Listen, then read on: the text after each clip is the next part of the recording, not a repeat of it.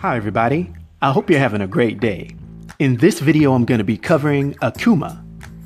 He made his first appearance in Super Street Fighter 2 Turbo in 1994. His name translates to mean devil, and he stands 5 feet 10 inches tall, weighs 199 pounds, and has red eyes and red hair that used to be black.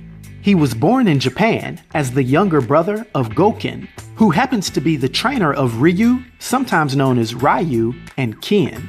Now, Akuma has mastered the fighting styles of Ansatsuken and primarily Satsui no Hado, which is also known as Dark Hado. This fighting style draws upon an extremely powerful form of ki, which is based in the darker aspects of human nature.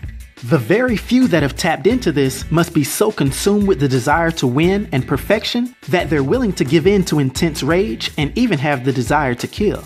I'd say that it's almost like tapping into the dark side of the Force from Star Wars. But at any rate, he's an extremely powerful and stoic figure in Street Fighter. Now, Akuma is a neutral to somewhat villainous figure that was originally described as being possessed by a demon, although this was retconned by the Dark Hado explanation. Now, Akuma only matches this demon-possessed description when he's in his form that has become one with the Dark Hado, and he then carries the name Oni. In this form, he loses all traces of his humanity.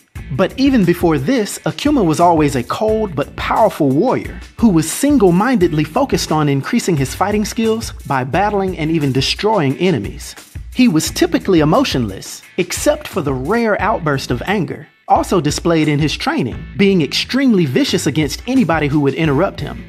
And to measure his progression, he would occasionally like to test himself against others that he considered worthy opponents.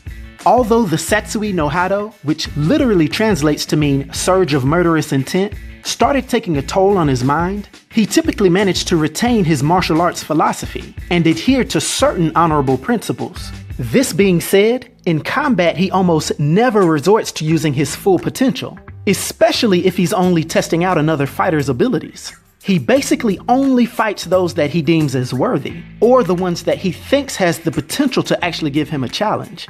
Although this is somewhat nihilistic, he normally prefers an exact even bout or someone that he thinks could possibly be more powerful than him, which in turn would lead to his destruction, but that's what he lives for. It was shown that Akuma had issues with his brother Gouken for not giving in to the dark side of their arts, which, according to himself, was the way that they were supposed to be used. Additionally, he blamed Gouken for sealing off the darkness that was within Ryu, considering this an affront to Ryu attaining his true potential. This notion had also led to Akuma giving up on his duel with Ryu, since he believed that only a fellow practitioner of the Satsui no Hado could actually beat him. Now, Akuma also took issue with those he considered to be of a less honorable evil breed. Due to this, he had a dislike for soulless beings like Cage, as well as wicked men like Bison, although he considered Bison a good challenge.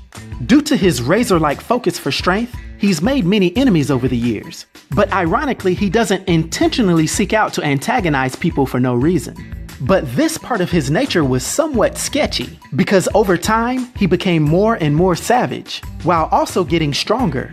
This is attributed to the Dark Hado slowly taking over his mind and body, as I stated earlier, slowly unlocking his form named Oni.